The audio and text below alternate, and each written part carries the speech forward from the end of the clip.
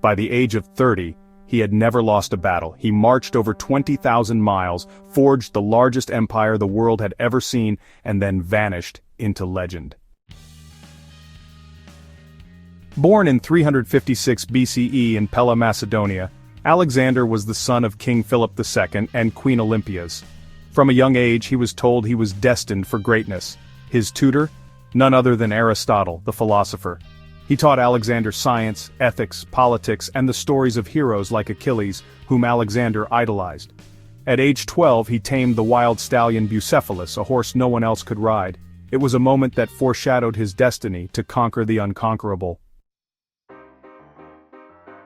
In 336 BCE, Alexander's father Philip was assassinated. At just 20 years old, Alexander became king. His first task? Secure his power.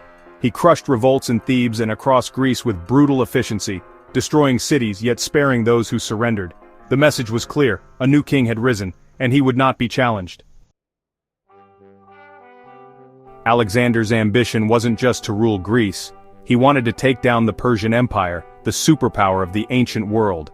In 334 BCE, he crossed the Hellespont into Asia Minor with around 40,000 troops. He declared himself the Avenger of Greece, launching a campaign that would reshape history. He defeated King Darius III in battle after battle, at Granicus, Issus, and finally, Gaugamela, despite being outnumbered every time. Alexander didn't just win wars, he redefined warfare, using tactics that would be studied for centuries. After his conquest of Persia's coastal cities, Alexander turned south to Egypt, where he was welcomed as a liberator. There, in the temple of the oracle at Siwa, he was proclaimed the son of Zeus Ammon, a divine figure. Alexander embraced the title. He founded the city of Alexandria, which would become a beacon of learning and culture. His vision wasn't just conquest, it was legacy. In 327 BCE, Alexander crossed into India, facing fierce resistance. His most famous battle came against King Porus at the Hydaspes River. Porus fielded elephants, a terrifying new weapon, but Alexander outmaneuvered him, earning not just victory, but Porus's respect. Rather than punish him, Alexander made him an ally.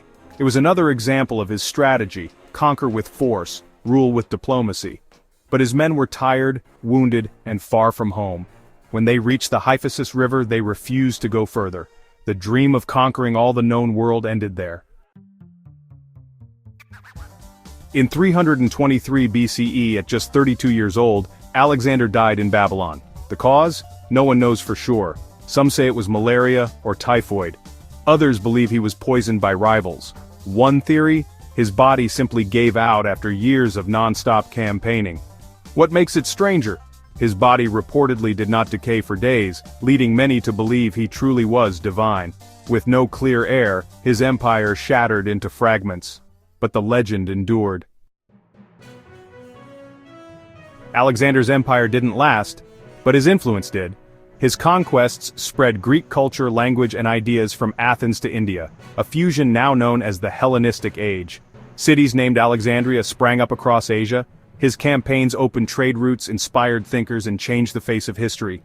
Even Julius Caesar, Napoleon, and Hitler studied Alexander's tactics. He became the gold standard for leadership, ambition, and empire. Alexander wanted to be remembered not just as a conqueror but as a builder of worlds, a unifier of East and West.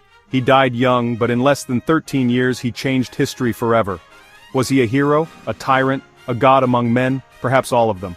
But one thing is certain, the world has never seen another quite like Alexander the Great. If this story inspired you, hit like, share the tale, and subscribe to WiseBytes for more epic journeys through time and legend.